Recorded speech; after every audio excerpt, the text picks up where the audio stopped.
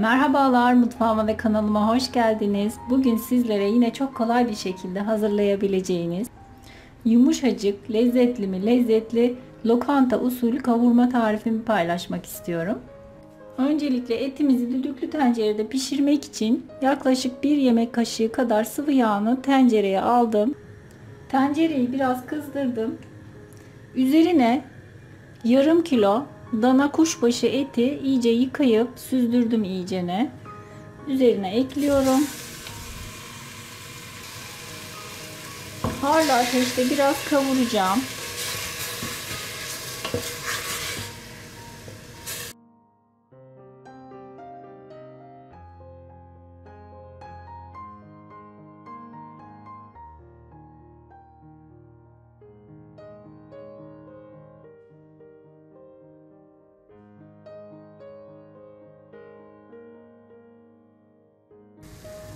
Etin kendi salmış olduğu suyunu çektirdim gördüğünüz gibi. Üzerine yaklaşık 2-2,5 su bardağı kadar sıcak su ekliyorum.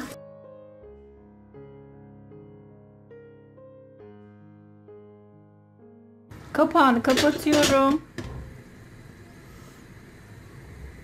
Tencerenin düdüğü öttükten sonra kısık ateşte yaklaşık 15-20 dakika kadar pişireceğim. Evet, etim pişti.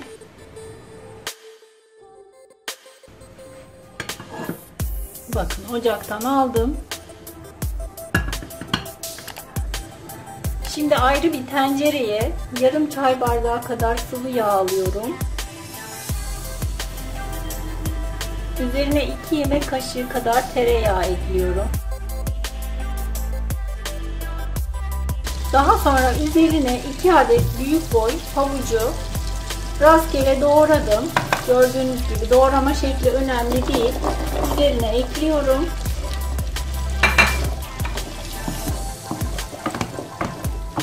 Şimdi havuçlar yağ rengini verene kadar havuçları kavuracağım bu yağda. Daha sonra tencereden çıkaracağım.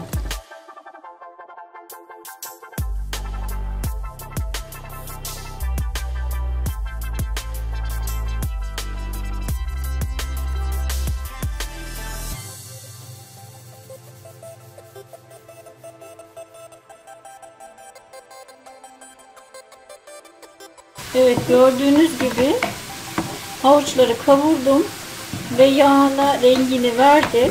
Sapsarı verdi rengini. Şimdi havuçları yağdan çıkaracağım.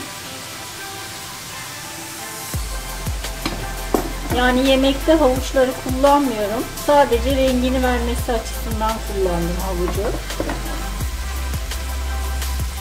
İyice yağını süzdürüyorum ve havuçları alıyorum dışarıya.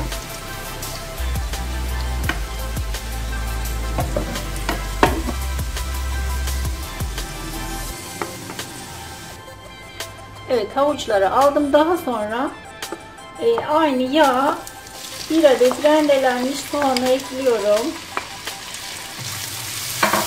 Ve biraz kavuruyorum.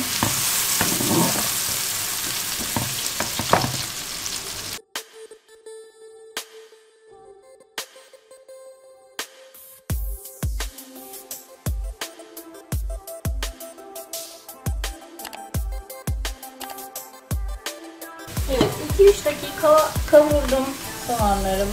Üzerine düdüklüde pişirmiş olduğum eti ekliyorum suyuyla birlikte.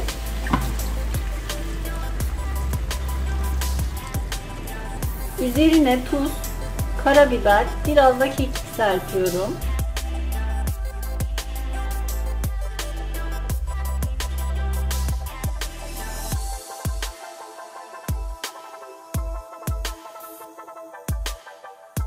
Evet, bu böyle birazcık sulu bir kavurma olacak.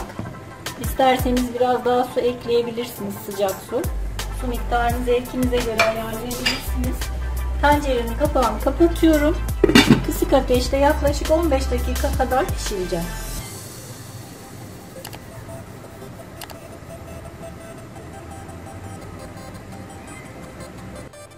Yaklaşık 15 dakikadır kısık ateşte pişiriyorum.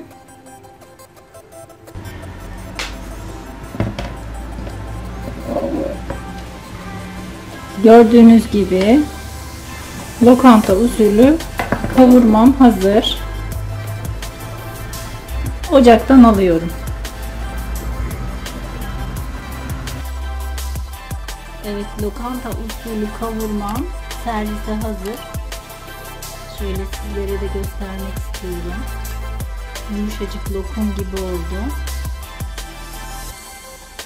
Pilavla birlikte servis edebilirsiniz. Deneyecek olanlara şimdiden kolay gelsin ve afiyet olsun.